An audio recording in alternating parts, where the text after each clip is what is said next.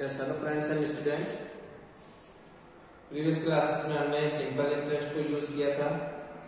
आज हम यूज करेंगे compound interest. Generally daily life में जब हम यूज करते हैं यानी बैंक को यूज करते हैं या किसी भी हम प्राइवेट सेक्टर्स को यूज करते हैं जहां से कोई ना कोई हम क्या करते हैं कि अमाउंट बोरो करते हैं, तो वहां क्या होता है कि हमें जो इंटरेस्ट पे करना होता है वो आपका एक फॉर्म होती है, वो आपका कहलाता है कंपाउंड इंटरेस्ट। अब ये कंपाउंड इंटरेस्ट क्या होता है यानी जो आप जितना अमाउंट किसी से बोरो करेंगे यानी जो जितने रुपए आप उधार लेते हैं तो बैंक क्या करती है कि आपको ईयरली उसका क्या करती है इंटरेस्ट कैलकुलेट करती है। यानी एक साल का इंटरेस्ट कैलकुलेट करेगी, फिर उस एक साल के इंटरेस्ट को क्या करेगी कि जो आपने अमाउंट बोरो किया है यानी जो आपने रुपए उधार लिए हैं उसमें वो क्या करती है कि उसको ऐड कर देगी, और ऐड करने के बाद जो अब नया साल जब शुरू होगा तो वो नए साल का क्या होगा कि प्रिंसिपल हो जाएगा। यानी अब आपका इतना रुपए बोरो आपने किया, यानी हर साल आपका प्रिंसिपल क्या होता है चेंज होता रहता है, और हर साल इंटरेस्ट क्या होती है उसके अकॉर्डिंग इंक्रीज होती चली जाती है। तो आपका इंटरेस्ट इंक्रीज होता चला जाता है पर ईयर के अकॉर्डिंग।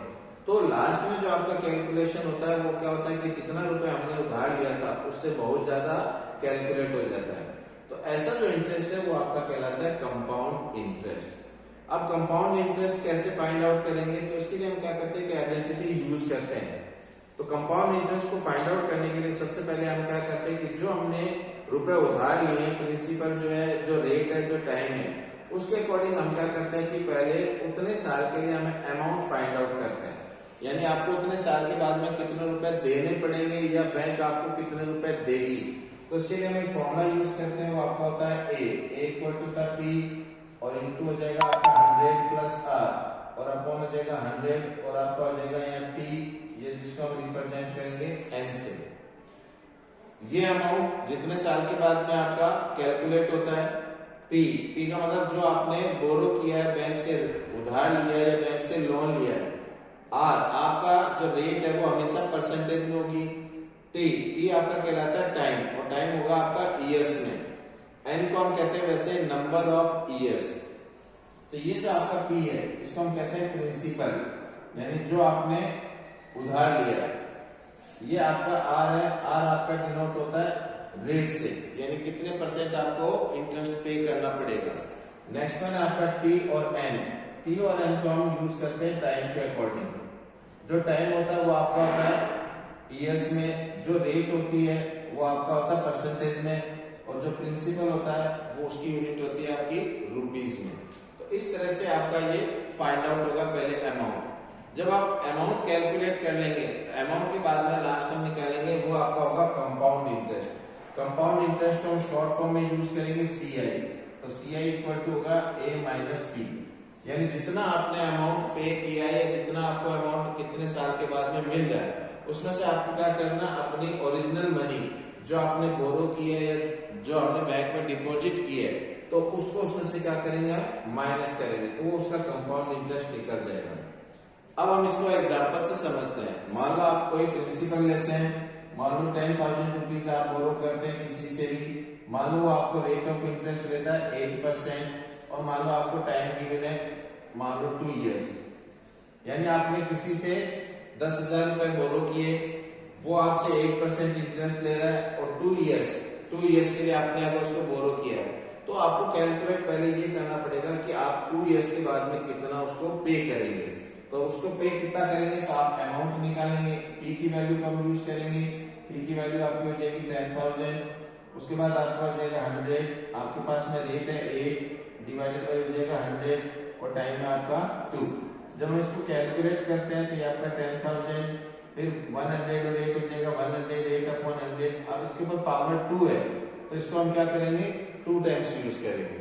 तो जब हम इसको कैलकुलेशन करते हैं तो आप यहाँ देखें 40 कैंसिल आउट हो जाएगी, रिमेन आपके पास बचेगा 108 मल्टीप्लाई 108। जब आप 108 को 108 से मल्टीप्लाई करते हैं तो आपका रिजल्ट आता है 1664। यानी कितने रुपए आपको क्या करेंगे कि 2 साल के बाद में आपको पे करने पड़ेंगे। अब इसका मतलब आप इंटरेस्ट निकालेंगे कि मैंने कितना इंटरेस्ट बैंक से लिया या मैंने किसी को इंटरेस्ट कितना दिया। तो उसके लिए आपका CI निकल जाएगा। तो जो आपका अमाउंट है उस अमाउंट में से जो आपने प्रिंसिपल बोरो किया हम उसको माइनस कर देंगे, तो ये आपका निकल जाएगा 1664। तो ये आपका निकल जाएगा इंटरेस्ट। तो इस तरह से हम क्या कर सकते हैं कि इंटरेस्ट को हम कैलकुलेट कर सकते हैं। अब कई बार ऐसा होता है कि मान लो टाइम आपको 2 इयर्स की बजाय मान लो आपको 1/2 इयर्स दे दें। मान लो हम टाइम को कैलकुलेट करें और टाइम मान लो आपको दे रखा है 1/2 इयर्स, और इसमें कंडीशन भी होती है। तो कंडीशन मान लो आपको एनुअली दे रखी है, यानी आपको एनुअली ही पे करना है। अब आपके पास में यहां तक देखें तो 1 ईयर कंप्लीट है और हाफ ईयर आपका इनकम्प्लीट है। तो जो आपका हाफ ईयर है उस हाफ ईयर के अकॉर्डिंग हम रेट को क्या करेंगे, हाफ कर देंगे, और जो आपका कंप्लीट 1 ईयर है उस कंप्लीट ईयर के लिए आपकी रेट कितनी रहेगी, 8 रहेगी। तो जब हम अमाउंट को कैलकुलेट करेंगे तो आपका प्रिंसिपल 10,100 प्लस 8 अपॉन आपका 100। अब यहाँ आपका 1 ईयर के लिए पावर हम यूज करेंगे 1। हाफ ईयर यहाँ 1 टाइम है तो हम इसको रेट को क्या करेंगे, हाफ करेंगे, यानी जितना यहाँ टाइम होगा उस टाइम में डिवाइड में जितना नंबर है उसको हम रेट से डिवाइड कर देंगे। तो जब हम इसको कैलकुलेट करेंगे 100 प्लस 8 को 2 से डिवाइड करेंगे आपका 4 आएगा अपॉन 100। तो जब हम इसको सिंप्लीफाई करेंगे तो आपका 10,000, ये आपका हो जाएगा 108 अपॉन 100, और ये आपका हो जाएगा 104 अपॉन 100। फिर 0 0 0 0 क्या हो जाएगी, कैंसिल आउट हो जाएगी, रिमेन आपके पास बचेगा 108 मल्टीप्लाई 104। तो ये आपका निकल जाएगा अमाउंट। तो जब हम अमाउंट निकालेंगे तो उसके बाद हम इसका CI फाइंड आउट कर सकते हैं। तो CI निकालने के लिए हम क्या करेंगे, अमाउंट में से प्रिंसिपल माइनस कर देंगे। तो ये जो कंडीशन होती है ये आपकी कंडीशन होती है ईयरली। अब उसके बाद एक और कंडीशन यूज होती है, वो एक और जो कंडीशन यूज होती है उसको हम कहते हैं हाफ ईयरली, यानी आपको हाफ ईयर आपको इंटरेस्ट कैलकुलेट करना है। तो उसके लिए हम क्या करेंगे, आपको ध्यान रखना है जब आपको कंडीशन हाफ ईयरली दे रखा होगा तो आपको रेट और टाइम को यूज करना है। प्रिंसिपल एज इट इज रहेगा, तो टाइम जो होगा उस टाइम को हम करेंगे डबल, ये याद रखना है।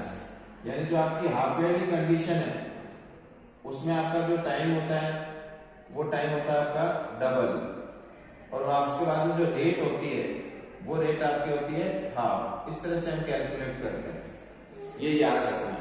यानी जो रेट है उस रेट को हाफ करेंगे, क्योंकि रेट हमेशा ईयरली होती है, तो आपको ईयरली के अकॉर्डिंग हाफ करेंगे तो हाफ ईयरली हो जाएगी।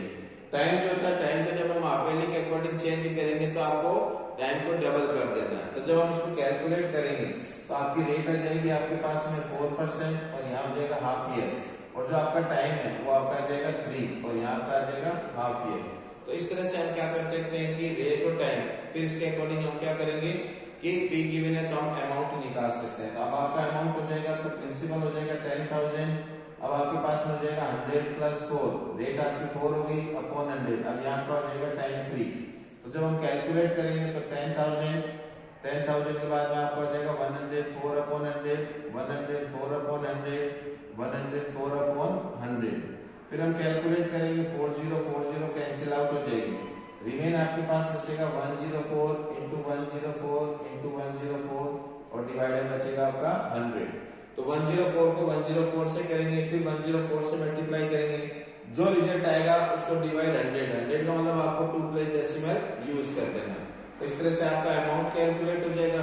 फिर हम उसका कंपाउंड इंटरेस्ट भी निकाल सकते हैं। तो इस अमाउंट में से हम क्या करेंगे, प्रिंसिपल को माइनस कर देंगे। तो इस तरह से आपका कैलकुलेशन हो जाएगा। तो ये आपका होता है कंपाउंड इंटरेस्ट। कंपाउंड इंटरेस्ट में 2 तरह की कंडीशन, एक आपकी ईयरली कंडीशन जिसमें आपकी रेट को एज इट इज रखना है टाइम के अकॉर्डिंग, उसके बाद एक हाफ ईयरली कंडीशन आती है। हाफ ईयरली कंडीशन में आप जो टाइम दे रखा होगा उस टाइम को आप डबल करेंगे और रेट को जो दे रखी होगी उसको हाफ करेंगे। बाकी सेम प्रोसेस यूज होगा, जो हम ईयरली में अमाउंट जैसे निकालते हैं कैलकुलेट करते हैं वैसे ही आपको क्या करना है, हाफ ईयरली में अमाउंट को कैलकुलेट करना है। आपका अमाउंट कैलकुलेट हो जाएगा, फिर अमाउंट में से हम क्या करेंगे, प्रिंसिपल को माइनस कर देंगे तो आपका कंपाउंड इंटरेस्ट आ जाएगा। इस तरह से हम कंपाउंड इंटरेस्ट को कैलकुलेट कर सकते हैं।